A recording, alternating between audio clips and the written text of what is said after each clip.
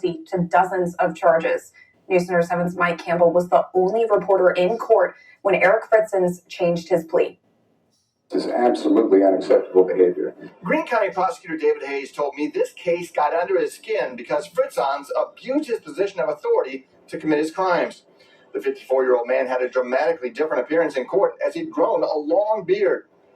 Fairborn police began their investigation in 2022 after being alerted to possible abuse by Fritzons, who worked in this building while serving as Fairborn's junior ROTC director. Police gathered enough evidence to serve a search warrant at Fritzons' home.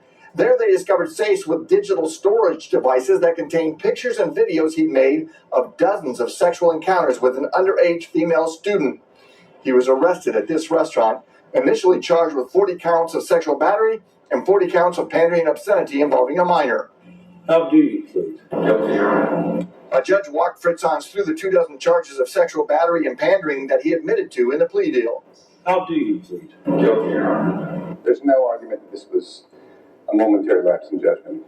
This was clearly something that he knew precisely what he was doing. Hayes said this was a total failing on Fritzons' part, and he must be held accountable. He was supposed to guide her, he was supposed to support her, and instead he took advantage of her to satisfy his own sexual desires. That was Mike Campbell reporting. The judge said that if he gave the maximum to Fritzons just for the counts he pleaded guilty to, it could add up to 322 years behind bars. A major win for the U.S. labor market Friday with the release of the September jobs report. Job growth surged last month as employers added an estimated 254,000, according to data released today by the Bureau of Labor Statistics. That's much higher than August's monthly total. On top of the jobs added, the unemployment rate dropped from 4.2% to 4.1%. Real wages continue to be up, inflation rate and the interest rate are going down, and all of this is a sign of a historic and unprecedented economic recovery. The jobs report comes just weeks after the Federal Reserve decided to cut interest rates by 0.5 percentage point, indicating an elusive soft landing could be reached. A new report shows it'll cost you $4.4 million to achieve the American dream. That's according to Investopedia. It found the most expensive part of the American dream is retirement, which is $1.6 million. Next, the lifetime cost of home ownership, which is about $900,000. Financial experts say the key takeaway from a report like this is saving and investing is very important. More businesses are training their employees to use artificial intelligence. LinkedIn says it has tracked a 30% increase in job postings for AI technical workers this year. During a recent congressional hearing, LinkedIn's chief economist testified employees often try to improve their skills outside the workplace. Over the last 6 months, we have seen a 160% increase in non-technical professionals who are taking LinkedIn learning courses to grow their AI literacy. Lawmakers are working on legislation to expand training opportunities. A Miamisburg native was honored today for his part in playing on the team that played in the first ever NFL game in 1920. George Hobby Kinderdine played for the Dayton Triangles and was the first player in the league's history to score an extra point. The Dayton Triangles were one of the original teams that formed the American Professional Football Association, which would later be renamed the NFL. It's time to spread peace, love, and potatoes with your best spuds. Tomorrow is the last day of the 47th annual Spring Valley Potato Festival. It will be at Walton Park in Spring Valley. It runs from 9 a.m. to 5 tomorrow. More than 100 vendors will be selling food and crafts. There will also be a full farmers market, a pet parade, and the Tater Trot 5K, as well as live music and games for kids. Today's heat did not stop people in Centerville from celebrating fall. We were there as people enjoyed the Village of Vendors and the Oktoberfest Beer Garden. Kids enjoyed face painting, a petting zoo, and some glitter art.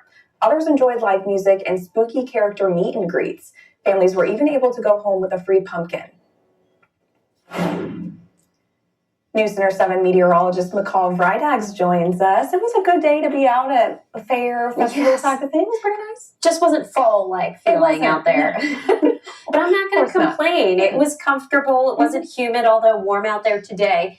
If you are someone that enjoys the fall feel, I certainly have that in the forecast for us heading into next week.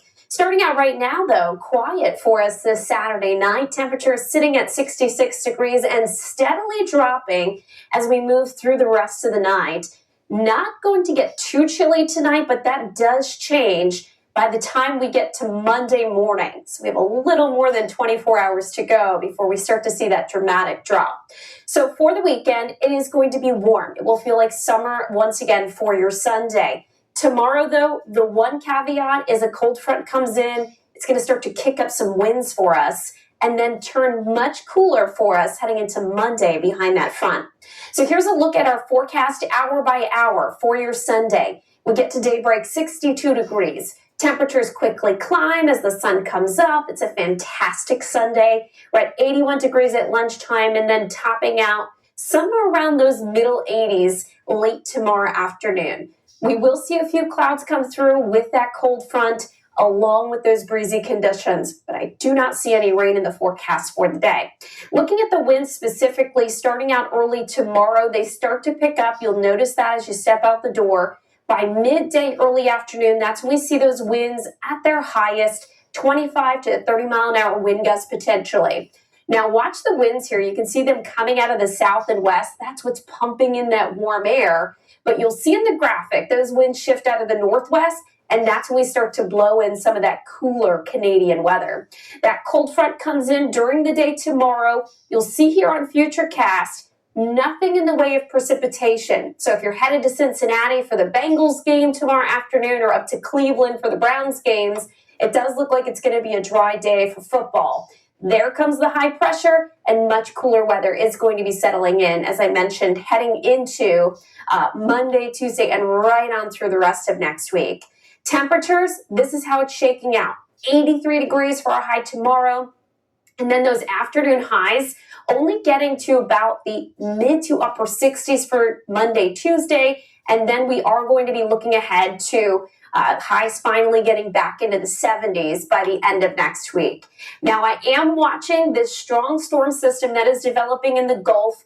Currently is expected to track to the east-northeast and gain strength, becoming a hurricane in the next 12 to 24 hours, and then eventually could be a Category 2 or 3 hurricane as it makes landfall along the west coast of Florida sometime around late Tuesday night, early into Wednesday morning as Hurricane Milton. So keeping an eye on that. Check back on whio.com for some updates. Here's that Storm Center 7-day forecast locally. No rain for us with highs in the 60s and 70s through next week. This Ohio woman celebrated turning 100 years old by heading to the airport. What are you looking forward to most today? Getting off the ground. Why this birthday tradition means so much to her.